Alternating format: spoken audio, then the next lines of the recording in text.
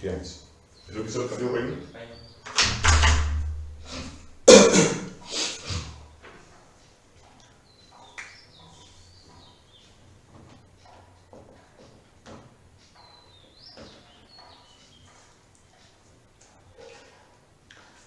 Good morning, dear students. We are meeting again. It's a pleasure to meet you again after quite a few days. I hope you are safe and healthy under the present circumstances. Take care of your close family members also in that process. Okay. Today we will be speaking about election results. Okay. Post-election or election results, as you can say. You know, I mean, uh, as I was a journalist for around 5 to 7 years, and for many other factors also, the process of election as well as the election results after the ballot is cast and findings who have voted for whom, etc., etc. These have been always having a very interesting influence on my personal, say, interest. Okay, so that is. I also think that this is a good opportunity and development when you can enhance or improve your writing skills by looking at various things. Okay, we have already had a detailed talk about elections coverage earlier. Okay, you have written, many of you are submitting your assignments also on that issue, and then after almost a gap of 1 month, we are going to have our. I mean, we already have had our results. Okay, on May 2nd. See, election or national registers, particular election is a big event. A lot of people have to work in a team spirit to give you the trends in election, that every 5 hours, 10 hours, or every 2 hours, this is the trend going on about elections, the casting of votes, poll by different candidates. If there is any trend of urban voters giving casting more votes by a specific time, uh, rural voters, semi-urban voters casting their votes apart by a particular time, etc., etc. If there is any, say, negative development, some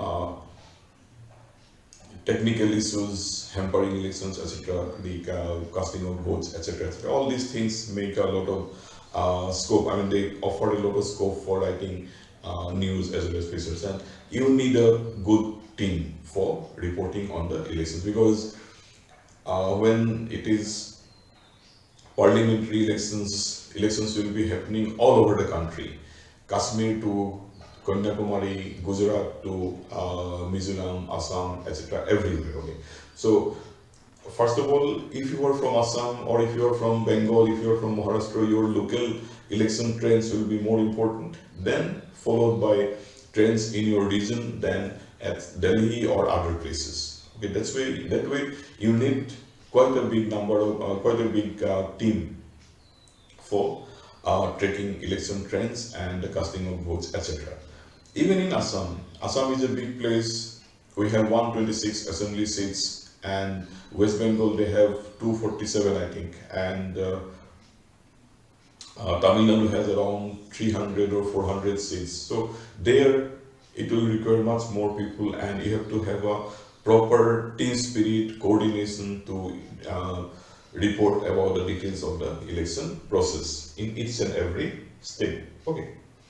Then you need to have background results also. Now, uh, even by these recent results, I myself was surprised about some things which I myself didn't know earlier, or I was not aware of, or I didn't have an interest earlier. Okay. Now I could come to know that in Kerala, where elections were held simultaneously with Assam, till date, or I mean till a few days back, no political party or no political alliance could get a second term consecutively. That means, suppose in Assam, BJP is in power at present, and if they are voted for power again next time, immediately after the first term, That is what is meant by consecutiveness. But in Kerala, it never happened earlier. But this time, it is a record that the left-front government has been returned to power immediately after completing his last term again. Okay, that is coming to power consecutively as a for the second time. That was it never happened earlier in Kerala. Fine. This time, this is the first time it is happening in Kerala, that state. Okay. Now we come to West Bengal. West Bengal, there is a tradition that uh, left front government earlier, before currently Mamata Banerjee's government, left front government was there for almost 25 or 30 years. And all these years, all those years, I mean, late Jyoti Basu was the chief minister of the state for almost 25 or 30 years. Okay.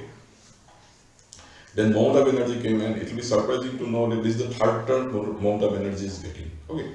Then in Assam, I doubt earlier this has happened, but Congress government got power for 3 terms consecutively before last time BJP government came to power, and now again they will return to power. Okay. Then there will be many constituencies where, I mean, no candidate wins consecutively second time, or no party wins the seat again second time consecutively. Okay, but many times records are broken. Now this time in the Anguri constituency of Assam, in Hibsagar district, there a record has been broken that the current sitting MLA, I mean Mr. Pradeep Hazarika, he was MLA earlier but with a break. There also, no candidate could win for second time consecutively or immediately after winning the last term. But this time, for the first time, Pradeep Hazarika has won the constituency again, even though while he was a sitting MLA. Fine, this is the first time it is happening in Anguri constituency. And there will be many other constituencies where this kind of developments you will find. Okay. Now, in West Bengal, you might have, you should note with interest that the left parties have fared very badly. I'm not sure whether even they could get 5 or 6 seats even out of 247 seats or so. Whereas BJP, Trinamool Congress has got 213, I believe, and BJP got 80. But left front, the party, the alliance which has ruled the state for almost 30 years consecutively before Mamata Banerjee came to power, say last 10 years, they have been reduced to just about 5 or 6, even maybe it is less. That is quite surprising. Okay, that you should also note. Then again, when you were the current, the serving chief minister, suppose the in Assam, Sarbananda Sonowal has contested from Majuli. He was the serving chief minister. Then he won the seat, of course, in Majuli with a good, comfortable margin. But on the other hand, if you look at West Bengal, Mamata Banerjee, whose party Trinamool Congress has won the elections very comfortably, that is out of 247, I think they got 213 or so seats probably. Okay. Now, but very interesting fact is that when she contested from her constituency, Nandigram, she was defeated. Of course, it is by very less margin, I think 1100 or so, but still, she was defeated. Fine. But you will find it very rare to, in circumstances when the ruling party chief minister is contesting from one particular constituency of the state. It's very, very rare that the chief ministerial candidate loses. Not chief ministerial candidate, the chief minister when contesting from any kind of constituency of his or her state, losing is a very, very rare instance. Okay. But anyway, Mamata Banerjee will be returned to power from some other constituency. That provision is there, no doubt. Within 6 months, he or she, I mean this party who, I mean the person has to be returned to power. Okay. Many times it also happens, the chief minister, suppose the party is contesting the elections and they have somebody in mind who will be the chief minister if the party comes to power. But that person who is supposed to be the chief ministerial candidate, he or she doesn't contest in the general election. When the general election is over, the party wins majority, then the chief ministerial candidate is, I mean, somewhere, somebody, one person from his party, one MLA from his party will resign from the post, and the chief minister will contest from this post. And by that time, the chief minister he can be appointed, he or she can be appointed chief minister or minister. That is not a problem. The provisional, even without being elected initially for 6 months, that provision is already there. So that is not illegal. And the moment he or she becomes chief minister, they have all the powers in their hands, state machinery, officials, etc., and they will make sure that the person wins the election. And again, a psychological factor also comes up when the population of the state finds that the chief minister is contesting from our constituency. That is a big prestige issue that comes up. So usually, forgetting all party, any kind of party affiliation, people usually vote for the chief ministerial candidate. Okay, so these kind of things do happen.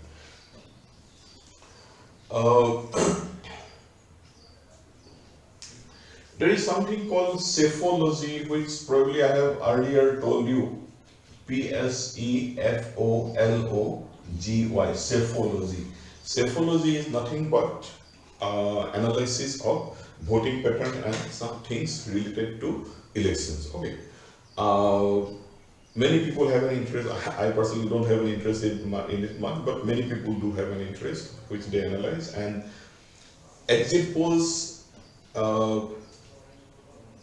and entry polls, I mean exit polls particularly, this time exit polls have proved to be a very big success. Okay, they were doing almost similar, I mean the actual results were almost similar to it, hardly 5%, 10% difference. But it may not be so always.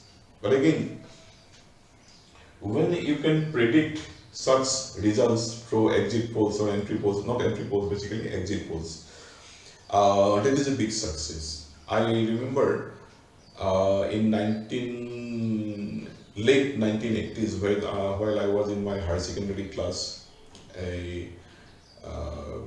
elections to the post of president of USA was held, and that time I think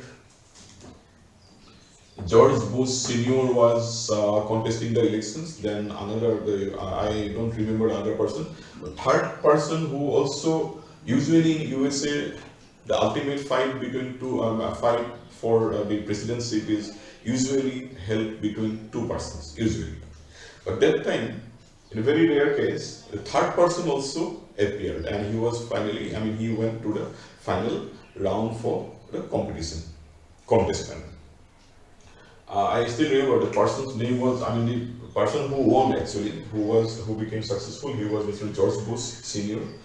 George Bush Junior, I mean, both father and son became president at different points of time.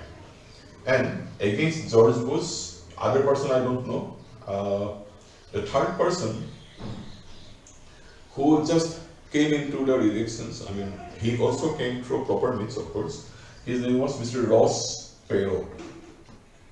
Perot, whatever you say. He was a very big very wealthy businessman. Somehow or other he came to the final conclusion or final contest also. Then, Prannoy Roy of NDTV, New Delhi Television, he has started New Delhi Television at that moment of time after coming back from foreign countries, after having his education there. So it was organizing, it used to produce one program called The World This Week.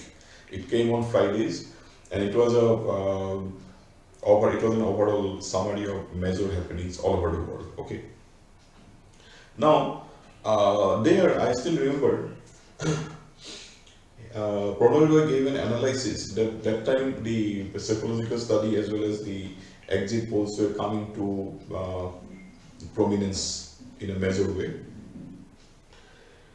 Psychologists and analysts in USA has said that George Bush, I mean, don't go by the figures because I don't remember exactly, but it was said that George Bush will get around 44% of Bush share.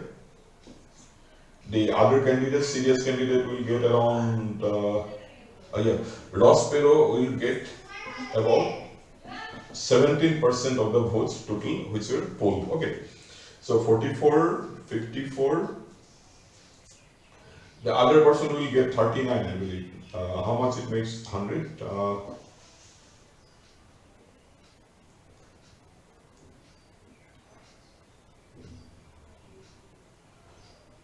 Yeah, I think the other George Bush was supposed to have got, I mean, predicted to get 44% of the votes.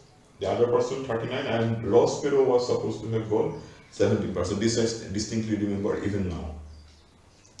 And at that point of time, many people were criticizing it, saying that how can it be possible to predict such numbers in such a way?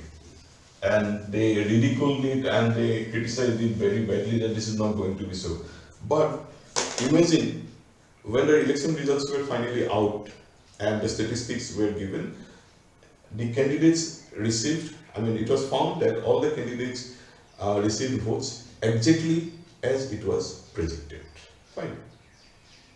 So then onwards, this became a very popular system and tradition, and people started doing it. And many times it goes wrong, of course, but majority of the times, 60 to 70% of the times, I have seen it coming correct. Okay, correct means if not 100%, at least 80 to 90% correct way. Okay. So this is another factor. In future, you should also take interest in this regard, in this activity. Now, let us come to analysis.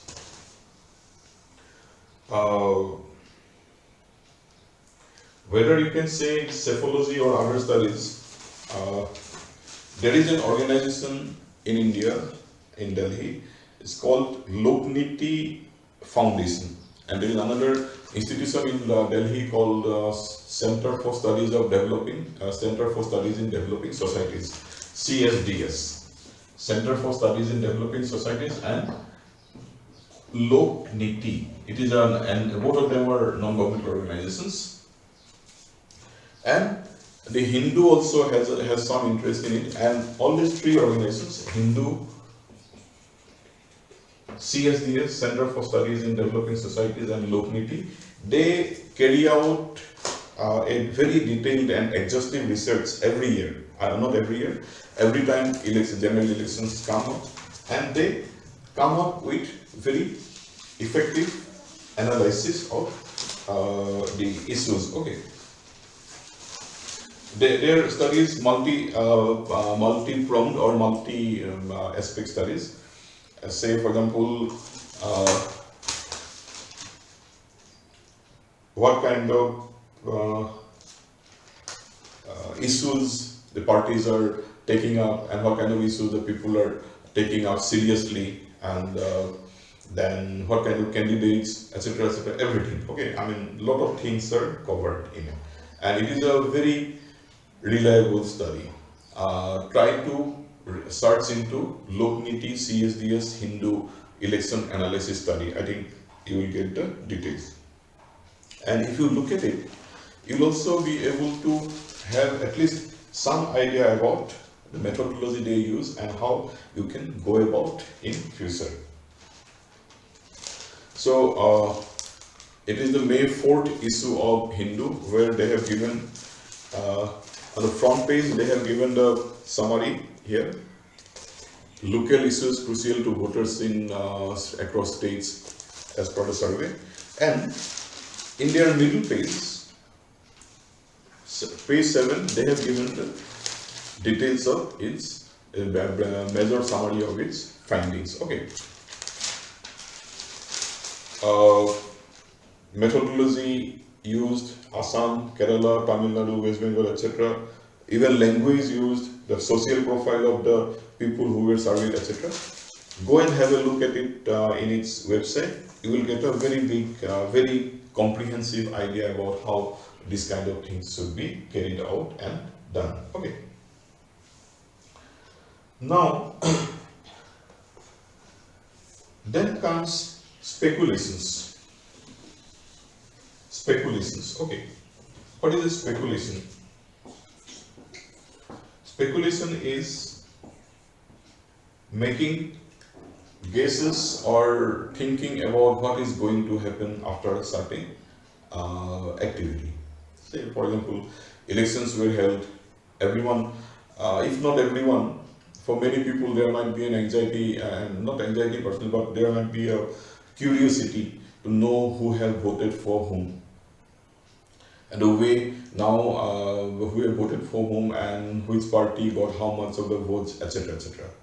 And many a times you will find that there are few constituencies, whether for parliamentary elections or whether for state assembly elections, some people, irrespective of party, will win always. And some constituencies, some particular parties will have an upper hand always. For example, in Bongaigaon, there is Mr. Fonibhushan Chaudhary. He has been winning this seat for the 8th time. That means, I think, last 35 years he has been winning it continuously. In Tezpur constituency, earlier Mr. Brindavan Goswami had been winning the constituency for 5 times, 25 years at a stretch. So this time he was not given ticket, somebody else was given.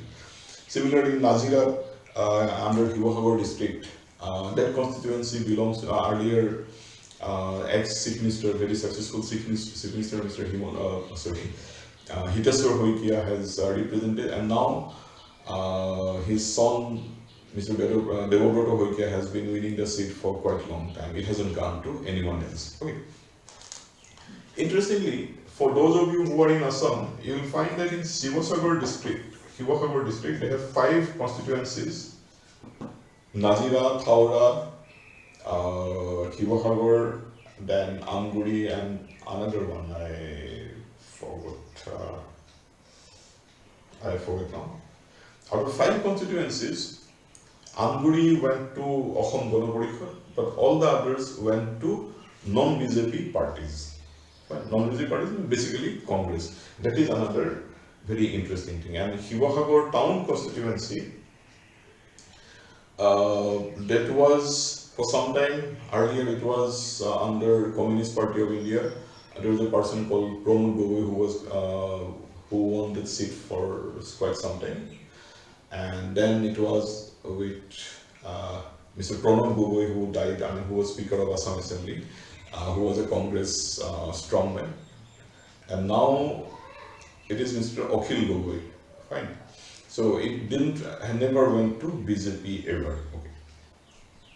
And Amguri also never went to BJP, but AGP is in alliance with Amguri and BJP, so you can say that it's BJP basically.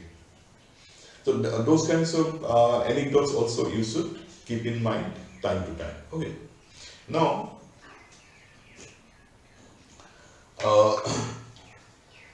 if you look at headlines which were given that day, in another video I have tried to tell you.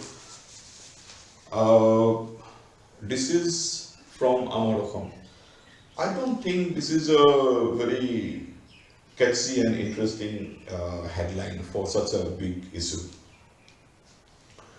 There was a lady called Angur Lata who contested from the Botodroba constituency just near Nagaon. And this is okay. Angur Lata means grapes, the bunch of grapes. Angur Tenga, the sour grapes kind of thing, they are giving it here. That is fine, but otherwise the main headline was not that one, not that one. Yeah. Another issue is the president of Congress in Assam, who contested from his own constituency, which he represented earlier, till last year, till these few days back, he also lost his candidacy. He also lost the constituency. That is somewhat rare. Okay, the chief minister himself or herself losing the elections is very very rare. And again, but at the same time, the president of an established political party, not new political parties, losing the election from his own constituency is quite rare. Okay, this time it happened. Ripun Bora, who was the president of Congress, had lost his election from his constituency, Gokpur. And another, for Assam, another interesting fact is that the Raizor, not Raizor, Ahom Jatiyo Porishod, which was formed by Mr. Lurinjyoti Gogoi and some of his followers just after coming out of ASU, and which had opposition to Citizenship Amendment Act as the mainstay of its political objectives, had lost even. I mean, of course, even Akhil Gogoi's party could not win anything else, any other seats except his own seat from Shivasagar. But in case of Ahom Jatiyo Porishod, it is very surprising that even the president, Mr. Lurinjyoti Gogoi himself could not win, even though he contested from two constituencies together, Naharkotia and Duliajan. Okay. That is also quite rare. Assam Tribune, BJP-led NDA retains power. This is also a simple headline, nothing interesting. I think they could have thought of some other interesting headlines, to catchy headlines. Okay. And then recently I have forwarded a front page headline of the Telegraph when election results were out, even in West Bengal. It said that, "Good morning, Bengal." Fine. Good morning, Bengal. All ALL was highlighted. Fine. It was a very nice headline. I always say, even now I don't mind saying, and maybe I must have been giving you, telling you also earlier, time to time, that Telegraph is known for very witty, interesting and catchy headlines. And even though I don't like Telegraph from contents point of view, its contents are not very much, I believe, interesting or in-depth, but for headlines, we should always follow, we should try to imbibe the qualities of,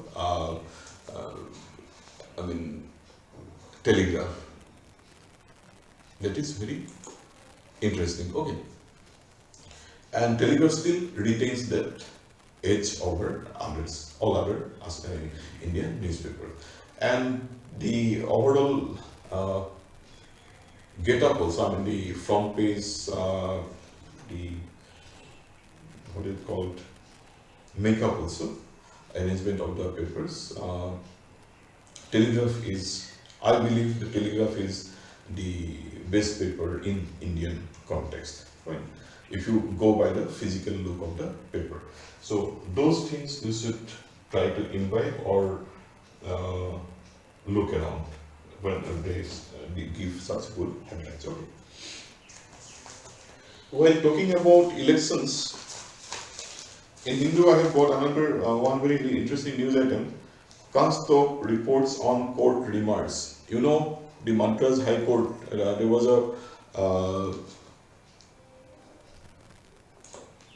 a petition in Madras High Court against Election Commission of India for allowing big election rallies, saying that it has been the major cause of spreading COVID-19 in India. And while speaking about the judgment, the High Court judges have said that Election Commission is a murderer or something like that. And many people have started talking about it, and then Election Commission has filed a petition in the Supreme Court saying that, requesting the court that people should be asked not to comment like that. But SC says that we cannot, Supreme Court says that we cannot stop reports on court remarks. People will say we cannot stop people's banter. Okay, we cannot expect the media not to report dialogues. Oral observations are important as orders because it is coming from a judge formally. It is as good as an order. Unfolding of process of judicial thinking is of equal interest to any person. Okay, so this is one important judgment verdict from the Supreme Court. Okay, and then I tell you sometimes, I think you might have also noticed that Amul butter, they always, I mean, the one very most important, important and interesting characteristic of Amul butter advertisement is that it always keeps it up to date. Whether it is cricket, whether it is politics, whether it is COVID, anything. I mean, it will catch up the most important development of the day and use it for their advantage. That is the very rare creativity. Okay, you should also try to imbibe it. So on the May 4th issue of Hindu, they have given the Amul butter advertisement here. You can see Amul. She did it again. She did it again. But as Mamata Banerjee is known as Didi, they just twisted the word for their advantage. She did it again. I mean, that means she did it again. And look at the text below. Enjoy Trinamool. Trinamool means grassroots. And now they have here written Amul, A in a cap, that means they are meaning Amul butter. Fine. So this is one very classic example of how they combine whatever is happening at the, happening in the current context to their own advantage. Try to imbibe it. Okay, and not only this one, Amul has a tradition of doing such, being able to roll out such creative headlines or creative slogans every time something comes up. Okay. Last year probably I was talking to you about journalism and even now writing for media. See, this is a headline. It's shot in the arm. Okay, shot in the arm, it has two interesting meanings. Shot in the arms means it's a boost to your efforts. Okay, you were doing something and somebody has appreciated you or somebody has helped you in a different way to carry forward your activity. So that is a shot in the arm. And again, even if you look at literally, I mean, with the literal version of this saying, injections are given on the arms, so it is a shot in the arms. So you see, there are two meanings here. One thing is, you have got your shot, I mean, you have got your vaccine, that means you are getting, boosting your immunity, that is a shot in the arm. Again, another meaning is that, literally, we usually take, I have taken both the vaccine shots in my arms here. So that is also, I mean, either way it is right. You are taking the jab, jab means the injection in your arms. Okay. And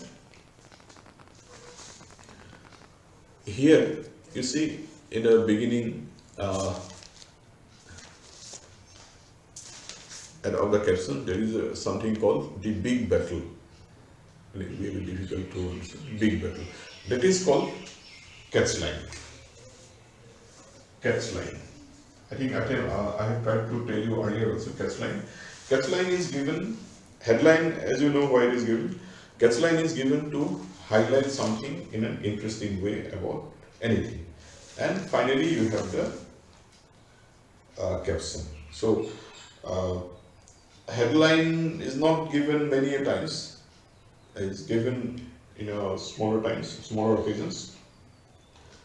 If you can think of a catchline, something witty or something interesting about what you are going to describe, that will be interesting. So try to give a catchline whenever you can. Okay.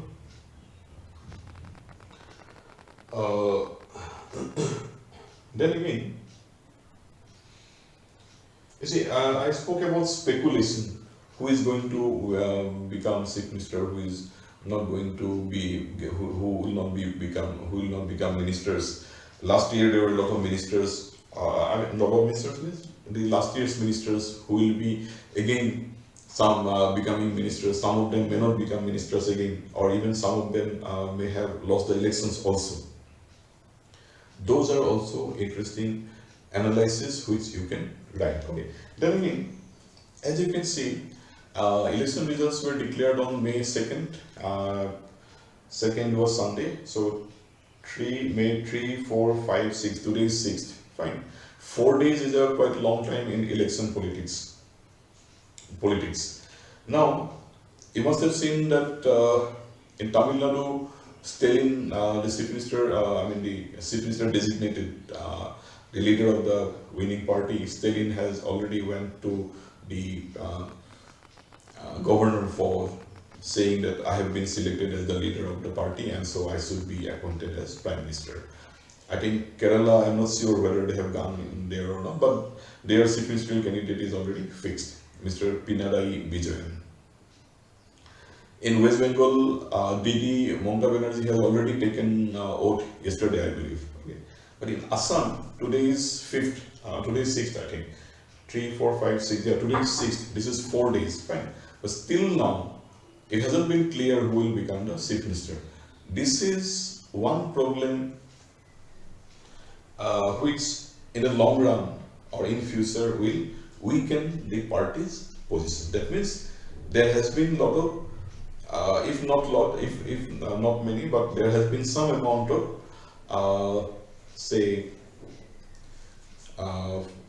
pulls and pushes of different forces working in the opposite directions about who should become the leader of the party, or that means in simple terms, who should become the chief minister and who should get party ministerial positions. Okay. That means you do not have, the party does not have a clear-cut policy, or the party is in two minds about appointing one particular person for that post. And more the delay and more, the speculation that there is a lot of bickerings in the party or a lot of inside forces working in opposite directions in the party is there. Okay. Because you see, in the last three terms, not last 3 terms, during the Congress 3 terms, before BJP came to power, it was already decided Tarun Gogoi will always be the chief minister. Okay. Of course, it is also true that all people will have to give place to new people. You remember when last time the assembly polls were held in Rajasthan, after a long time, Congress managed to get a simple majority than BJP in Rajasthan. At that time, Sachin Pilot, who is a young fellow, he must be about 45 or 50 years of age, was instrumental in winning the state for Congress. But because of many different aspects, Ashok Gehlot was appointed as the chief minister, even though Sachin Pilot officially, publicly made it clear that he wanted to be the chief minister. Later on, he was probably appointed as deputy chief minister also. But when this kind of oppositions or this kind of differences come to public, it doesn't do something good for the party. So even for BJP, for all other parties, not only BJP, even for BJP, the sooner they come out with the choice that this person will be the chief minister, it is better. Okay. And BJP probably has been in this dilemma even from the beginning, because that is why they never portrayed or they never projected any person as the chief ministerial candidate. But usually, most of the times, when you have a stable chief minister in a state, stable government in a state, when you fight the next elections, most of the times it is taken for granted the serving chief minister will also be continuing as the chief minister unless something major happens. So this also, if you, in future, if you become a political analyst or a journalist, these things also should be kept in mind. Okay. Then again, just one thing, When Ahom Jatiyo Porishod and Raizor Dol were set up and the elections began, anti-Ka movement was there, then many other issues were there, Nodi Bandh issue, River Dam issue, all these things came up. Many people felt that BJP will have a problem, but this time you will find that everyone was defeated. I mean, everyone was divided. There were two alliances, Mohajut and Mohagad, I mean, Mitrojut and Mohajut.